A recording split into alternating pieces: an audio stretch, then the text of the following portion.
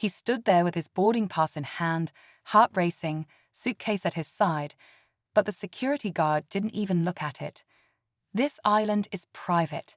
Guests only," the guard said flatly, eyes scanning over his worn shoes and quiet demeanor. People behind him stared. Some whispered. Others just smirked. He stepped aside without a word, not wanting to cause a scene. But inside, something shifted. This wasn't just a rejection, it was a reminder. One more moment in a long line of doors slammed in his face. But this time, it wouldn't end with him walking away. The island wasn't just some tropical getaway. It was a symbol of everything he had been denied: access, respect, freedom. He'd been grinding for years, working behind the scenes, building a tech startup no one believed in except himself. Sleepless nights, cheap instant noodles, missed birthdays, all for a dream no one else could see. Until now. Because what that guard didn't know, what no one on that beach could have guessed, was that he wasn't just another hopeful tourist. He was already in talks with someone powerful, someone ready to sell. And the price? Let's just say, after one viral app launch and a flood of investor interest, the island was now within reach. He didn't yell. He didn't push back. He simply turned around, took a breath, and made a silent promise. If they thought he didn't belong here today, they had no idea what tomorrow would bring.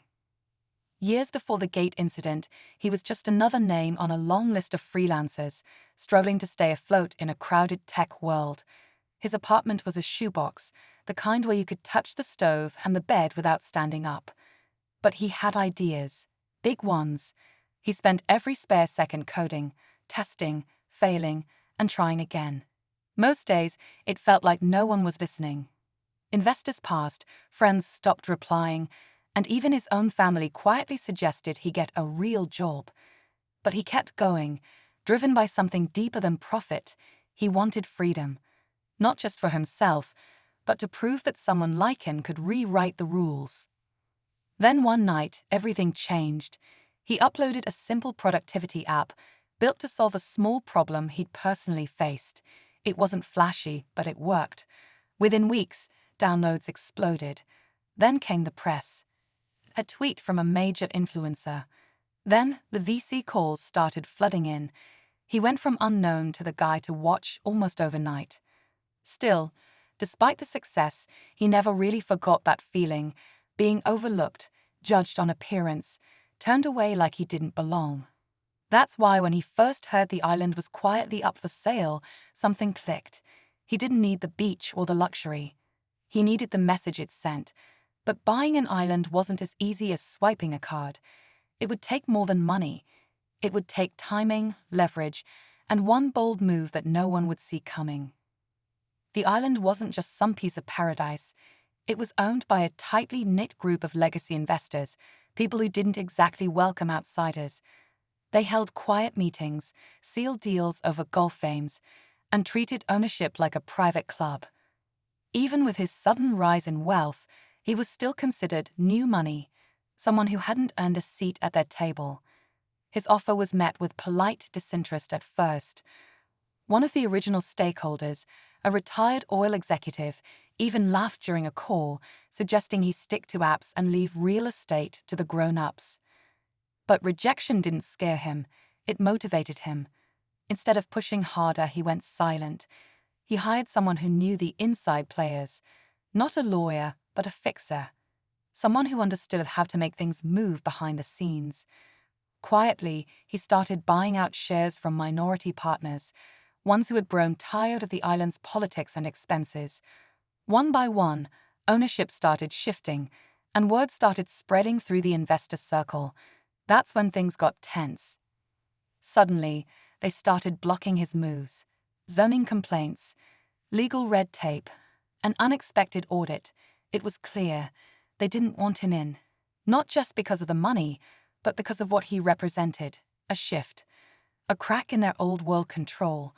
At the same time, his app began to face pressure, bad press from nowhere, social media bots spreading false claims. It wasn't just a real estate deal anymore. It was war, and he wasn't backing down. He could feel the pressure building from all sides. Every move he made was being watched. Every call felt a little too quiet. People who once backed him were now hesitant, unsure if aligning with him would damage their own reputations. The media painted him as an outsider trying to force his way into elite spaces. Headlines used words like aggressive and reckless, completely ignoring the months of strategy behind his approach. Even his team was beginning to feel the weight, asking if this island was really worth it. But he didn't flinch. He knew this wasn't just about land, it was about principle. Behind closed doors, the legacy owners were scrambling. His quiet acquisitions had pushed him close to a majority stake, and they hadn't seen it coming. To slow him down, they triggered a legal clause buried deep in the original charter, something about maintaining the island's historic character. It was vague, but powerful enough to hold things up in court. And while lawyers battled over paperwork, someone tried to buy back the shares he had quietly secured, offering nearly double. That's when he knew they were desperate. But it wasn't just about money anymore. It was personal. The same people who had blocked him at the gate were now trying to erase him from the entire picture. And just as they thought they had him boxed in, he made one final move, something bold, completely unexpected. A play that would either end everything or flip the entire game in his favor.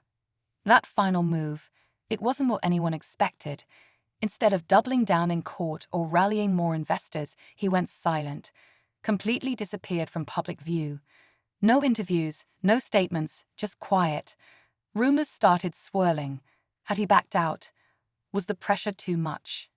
The island board relaxed, thinking maybe their gamble worked.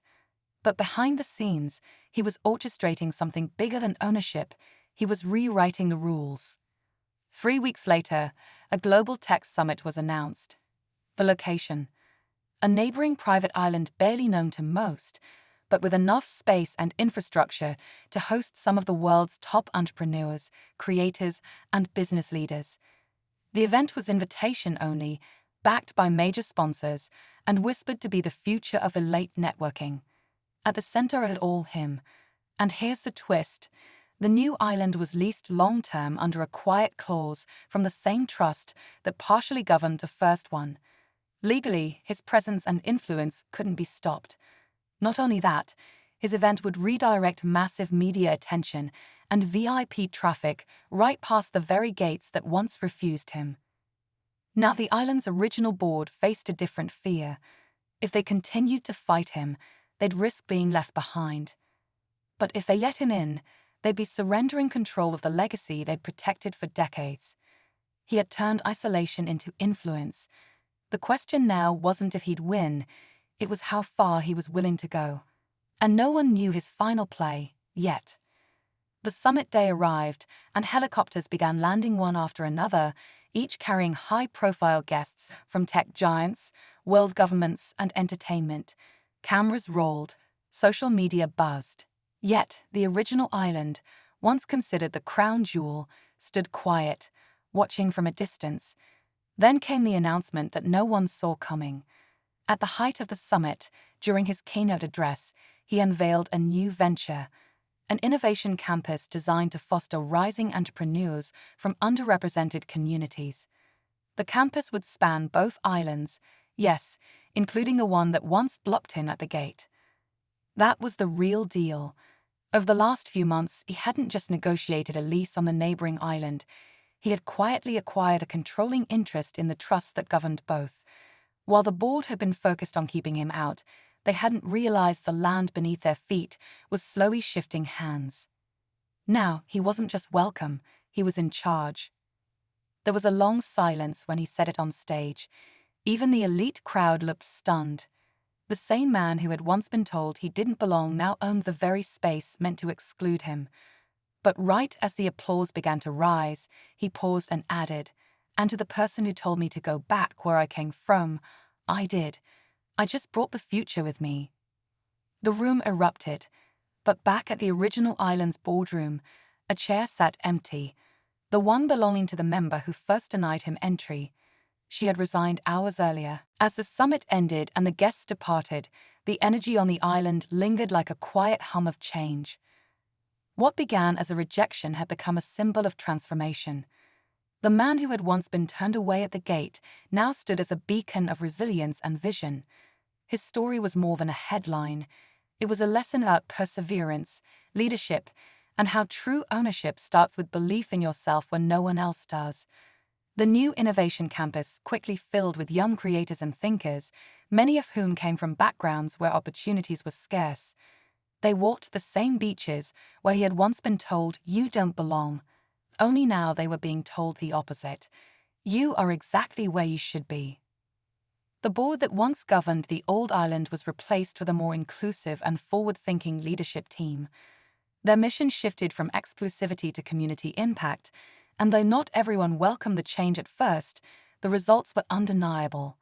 Tourism, tech, and education programs flourished. What was once a quiet private island became a hub of progress and diversity.